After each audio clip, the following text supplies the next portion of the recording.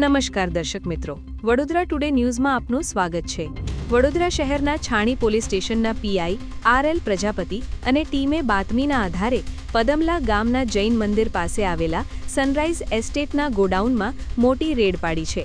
આ રેડ દરમિયાન ગોડાઉન અને વાહનોમાંથી ભારતીય બનાવટના વિદેશી દારૂની કુલ 33,840 બોટલો ઝડપાઈ છે, જેની કુલ કિંમત ₹71,68,416 થાય છે।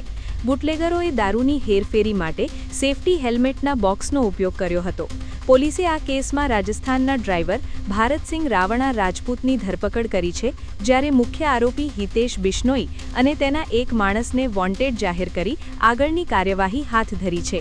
સમગ્ર પ્રકરણમાં police inspector R L. Prajapati, police sub inspector J Dabhi, unarmed head constable Ajaysinh Ramsinh, Andabhai Ravatabhai, Nareshbhai Jivanbhai, Bhaveshkumar Devjibhai, unarmed police constable Gumansinh Bhimsinh, Rajeshbhai Khodabhai અને અનામ્ડ લોકરક્ષક મહેશભાઈ વીરાભાઈએ સારી કામગીરી કરેલ છે। આવા જ તમામ લેટેસ્ટ અપડેટ માટે જોતા રહો વડોદરા ટુડે ન્યૂઝ।